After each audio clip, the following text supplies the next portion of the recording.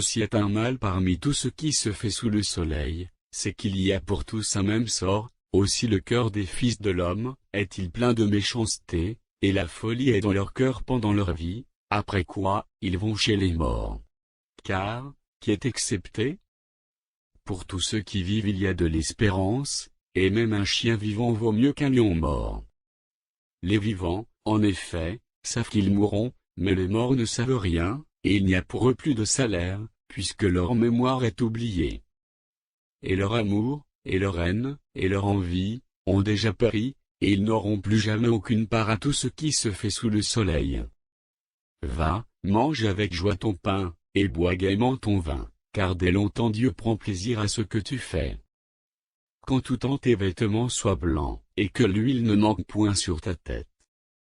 Jouis de la vie avec la femme que tu aimes, pendant tous les jours de ta vie de vanité, que Dieu t'a donné sous le soleil, pendant tous les jours de ta vanité, car c'est ta part dans la vie, au milieu de ton travail, que tu fais sous le soleil.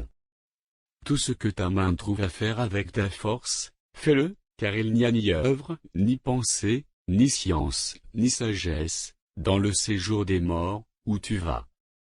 J'ai encore vu sous le soleil, que la course n'est point aux agiles, ni la guerre aux vaillants, ni le pain aux sages, ni la richesse aux intelligents, ni la faveur aux savants, car tout dépend pour eux du temps et des circonstances. L'homme ne connaît pas non plus son heure, pareil aux poissons qui sont pris au filet fatal, et aux oiseaux qui sont pris au piège, comme eux, les fils de l'homme sont enlacés au temps du malheur, lorsqu'ils tombent sur eux tout à coup. J'ai aussi vu sous le soleil ce trait d'une sagesse qui m'a paru grande. Il y avait une petite ville, avec peu d'hommes dans son sein, un roi puissant marcha sur elle, l'investit, et éleva contre elle de grands forts. Il s'y trouvait un homme pauvre et sage, qui sauva la ville par sa sagesse. Et personne ne s'est souvenu de cet homme pauvre. Et j'ai dit, la sagesse vaut mieux que la force. Cependant la sagesse du pauvre est méprisée, et ses paroles ne sont pas écoutées. Les paroles des sages tranquillement écoutées valent mieux que les cris de celui qui domine parmi les insensés. La sagesse vaut mieux que les instruments de guerre, mais un seul pécheur détruit beaucoup de biens. Daniel, chapitre 1.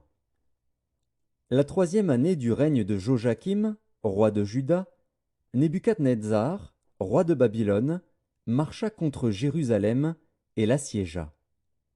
Le Seigneur livra entre ses mains Joachim, roi de Juda, et une partie des ustensiles de la maison de Dieu. Nebuchadnezzar emporta les ustensiles au pays de Shinéar, dans la maison de son Dieu, il les mit dans la maison du trésor de son Dieu. Le roi donna l'ordre à Akpénaz, chef de ses eunuques, d'amener quelques-uns des enfants d'Israël de race royale ou de famille